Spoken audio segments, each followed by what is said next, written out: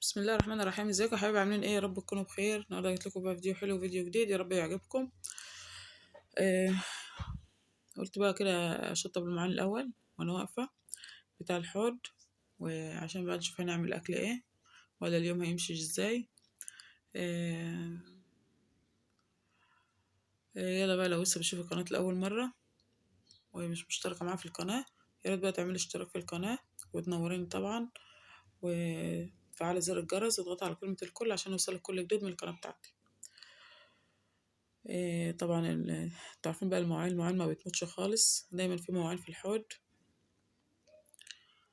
فطبعا كده انا اختصرت معاكم بقى بتاع مقطع المواعين ده.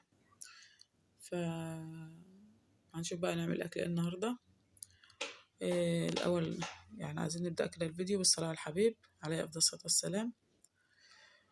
اول مره اسجل فيديو مش عارفه اتكلم اقول في حاجه. الحمد لله.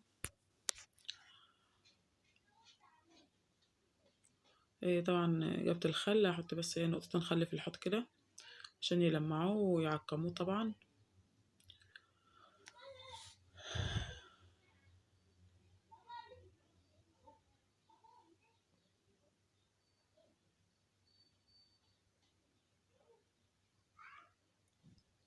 الفيديو طويل شويه، انا حشت منه على قد ما اقدر بصراحة، بس هو كان يعني طول عن كده شوية، كان داخل في حاجة وعشرين دقيقة، فانا صغرت على قد ما اقدر يعني، قصيت منه شوية يعني. ف كده عقمت الحوض بقى وخلصناه. وطبعا عندنا قرنبيطة، هفصصها كده، وطبعا عاملة حاطة مية على البوتاجاز تغلي عشان نسلق القرنبيط. هنشوف بقى احنا نعمل القرنبيط ده ازاي.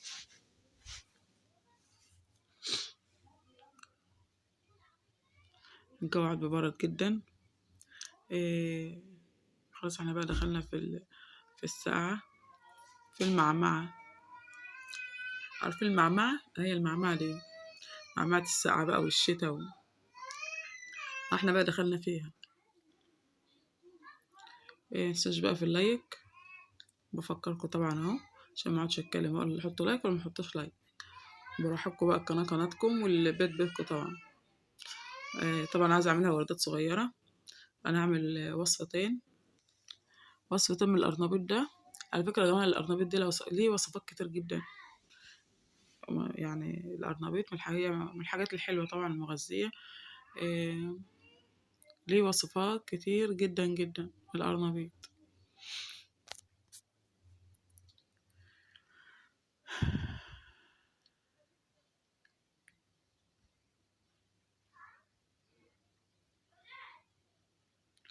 حسبي الله ونعم الوكيل.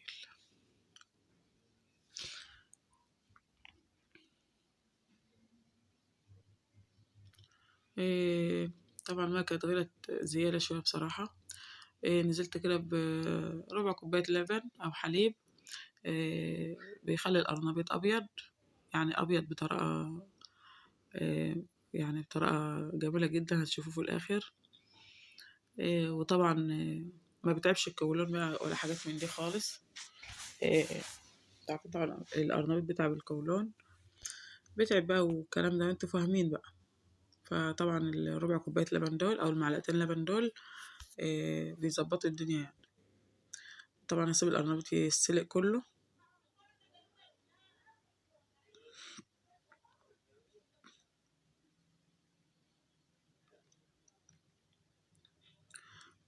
طبعا سلقت القرنبيط.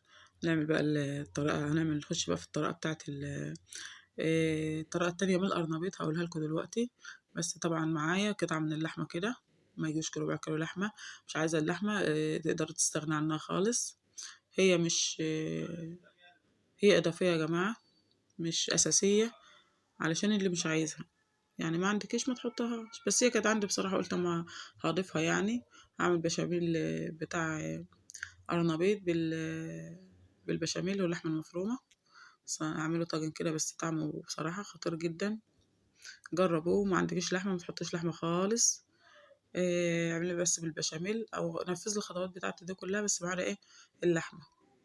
عايزة احط قطع فراخ، احط قطع فراخ. او فراخ مفرومة براحتك برضو. كده اللحمة خدت لون. هنزل بقى بالبصل. انا ضفت هنا، انا نسيت اضيف هنا فصين توم على فكرة، او ربع معلقة توم كده، ابقي ضيفيها بقى، نسيت بصراحة. هسيبها بقى تتشوح شوية.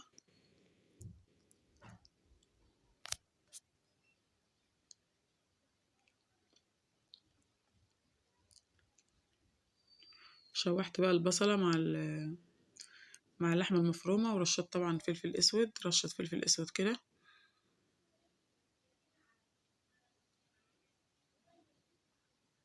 هنزل بقى معايا طماطميتين 3 كده، عاملاهم في الخلاط او في الكبة. هنزل كمان اول معلقة صلصة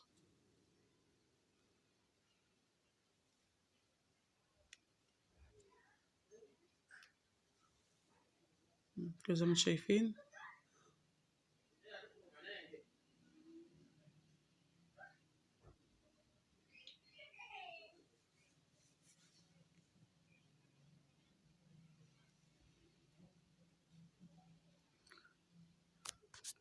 نزلت بقى دول 3 4 طماطمات كده، عاملاهم في الكبة. هسيبهم بقى يتسبكوا شوية كده مع بعض. طبعا انا سلقت بطاطس، اللي حتى لسه بتطلع بخار، هي كانت لسه من على البوتاجاز على طول. هنقي بقى كام قطعة اقليهم، والباقي هعمله في الطاجن هتشوفوه دلوقتي. اسفة لو صوتي واطي.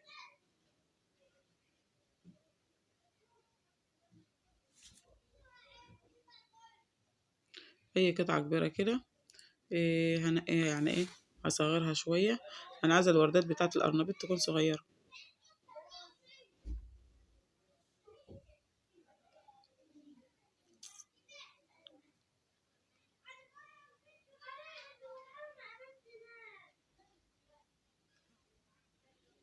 بس اللي في الطبق دول بقى كنت هقليهم ببيض بقى والخلطة اللي احنا هنعملها دلوقتي. والتانيين بقى كنت احطهم في ايه، في الصلصة زي ما انتم شايفين كده. بقى الطماطم كانت اتسبكت شوية طبعا، بس اجيب السكينة ايه اديلها يعني ايه نغزة بسيطة كده. مش هعملها قوي، مش ههرسهم قوي او افرمهم قوي، لا، كسرهم بس بسيط كده.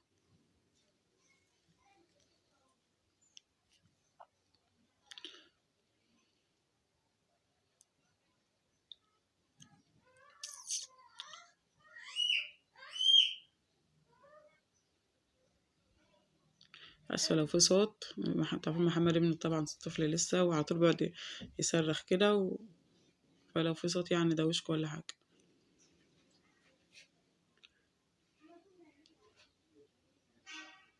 هسيبهم بقى كده يتسبكوا شوية مع بعض، وبعد كده نشوف هنعمل ايه تاني.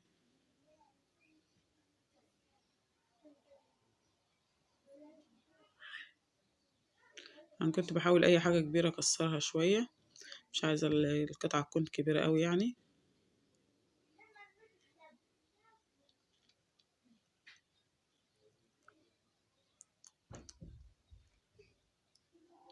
معايا بقى كوباية حليب او لبن، او مش عايزة تحط حليب تعمليه بمية براحتك، مش عايزة تضيف بيض براحتك برضو. كنت عاملاها في فيديو قبل كده. هبقى اسيبلكوا في صندوق الوصف. كده ضفت بيضتين، وهحط كمان فلفل اسود. طبعا احط بقى الملح والكمون.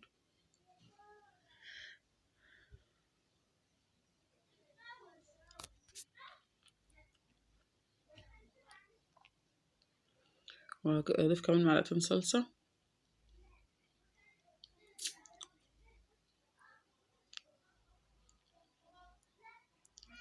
دول كان اخر حاجة في البرطمان، لان البرطمان كان خلص.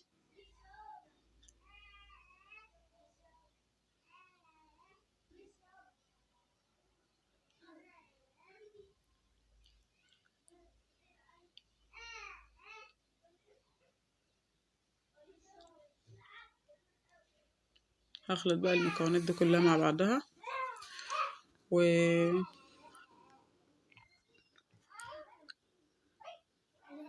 هجيب بقى الدقيق بتاعي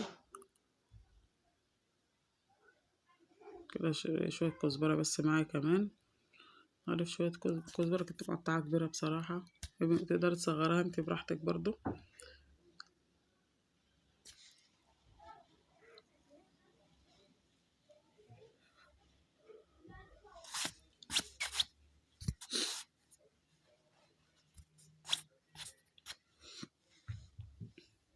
انا سبت الكاميرا مفتوحة على فكرة، ومش عارفة رحت اعمل ايه على الحوض او على البوتاجاز برضو، او ممكن كنت سبت المطبخ وخرجت على فكرة.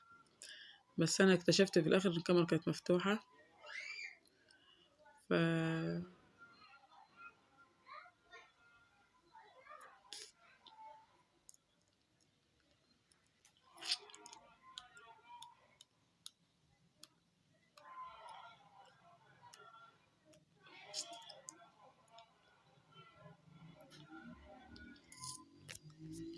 انا قعدت في الاوضه الاطفال بعيد عن الشارع بشويه، يعتبر في الشارع بس هو بعيد عن الشارع الرئيسي يعني العمومي.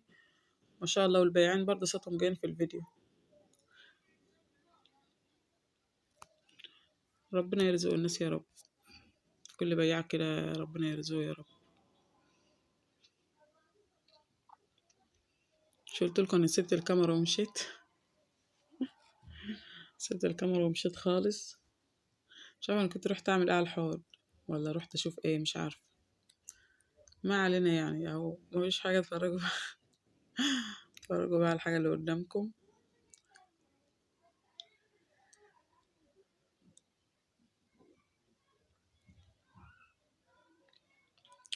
انا كده شكلي مطوله وهتاخر كتير على الحوض. مش فاكره بصراحه انا كنت بعمل ايه. جيت في الاخر افتكرت ان الكاميرا مفتوحه. انا كل ده مفكره ان انا قافلاها. كنت بقشر التوم صحيح. جبت التوم اهو كنت بقشره على الحوض وانا واقفه.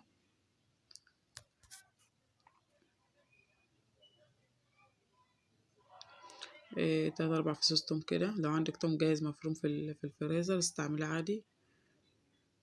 بس ندي يعني حاجه تدي نكهه بس كده.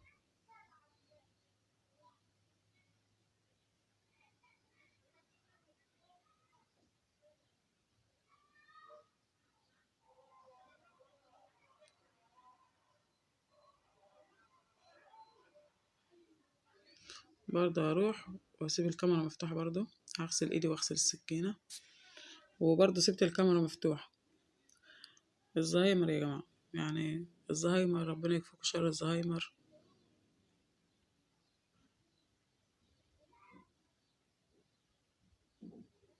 هنزل كمان بقى معايا تلات اربع معالق دقيق. عايزين الخليط بتاعنا ده ولا يكون سميك قوي.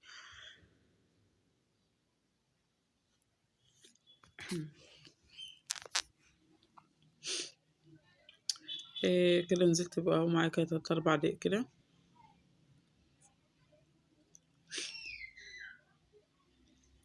هخلطهم بقى كويس جدا.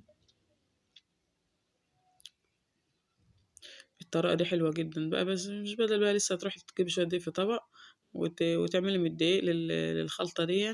الطريقة دي حلوة يا جماعة، حلوة ومنجزة على فكرة يعني، وبتخلصها على طول بصراحة.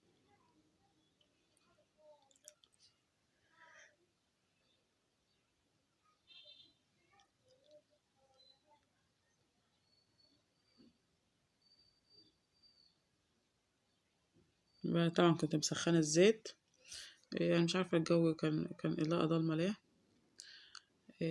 هنزل بقى بقطعة قطعة كده زي ما انتم شايفين.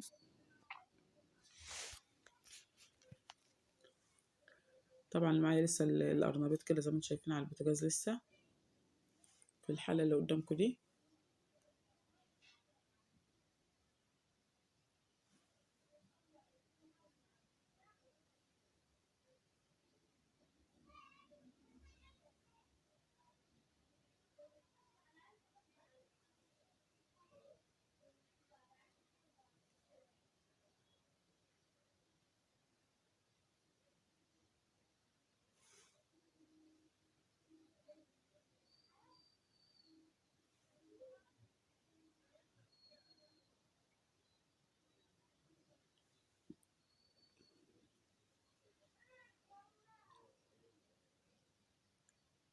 طبعا بقى نملات الصينية بصراحة، وهي أصلا الصينية كانت صغيرة، بس كده كده يتحمروا يعني.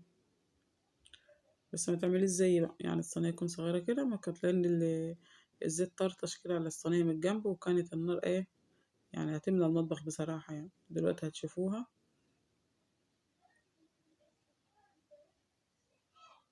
إيه طبعا جبت الطاجن الحلو ده. على فكرة يا جماعة الطاجن دي بتحط على البوتاجاز عادي، يعني منها يعني مش بيحط صاج على على عين البوتاجاز، لا، منها للبتاع على طول، مباشر كده على النار على طول، اكنك حاطه حله على البوتاجاز بالظبط. إيه طبعا هنزل بقى بالخليط الحلو بقى، البشاميل الايه القرنبيط مع اللحمه المفرومه بقى، طعمها جميل جدا، جربوها لو ما جربتهاش لسه.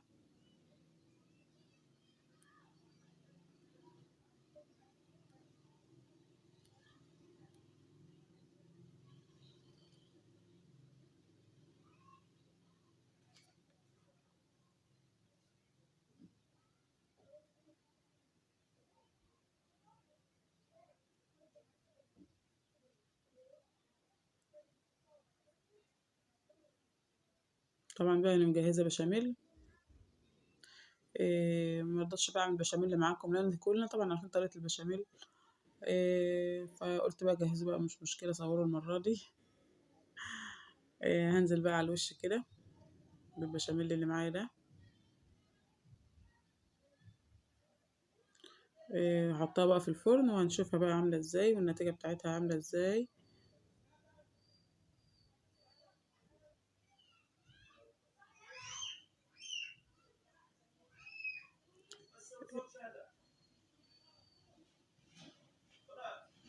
طبعا كده القرنبيط كان خلص معايا خلاص بقى، يعني اهو شوفوا يا جماعة، كان كل شوية النار تعمل كده، انا بخاف جدا من النار والكهرباء بصراحة.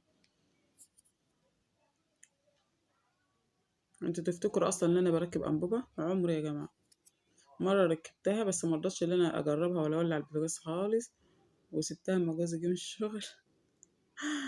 في اليوم ده ما طبختش على فكرة. إيه ما عملتش اكل يعني. انا بخاف جدا يا جماعة جدا يعني، انا جبانة جدا جدا جدا. بخاف من النار والكهرباء على فكرة.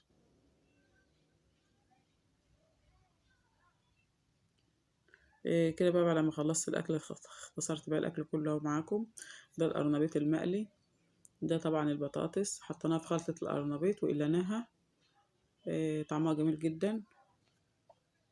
وطبعا المخلل ده اللي عامله في البيت. إيه وعملنا كمان رز بشعرية كده مش شايفين. وطبعا معايا الجرجير زي ما انتم شايفين. إيه طبعا معايا بقى الطاجن الحلو الخطير ده، القنبلة اللي معايا دي، طعمه جميل جدا والله يا جماعة. إيه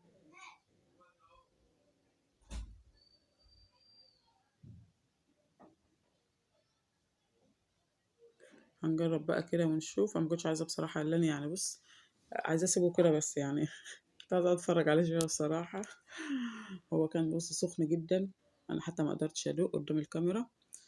إيه كان عايز يهدى شويه يعني، بس إيه احنا حابينه كده بقى يعني. صوص البشاميل طعمه رهيب فيه، مع القرنبيط واللحمه المفرومه، وطبعا الصلصه اللي احنا عاملينها.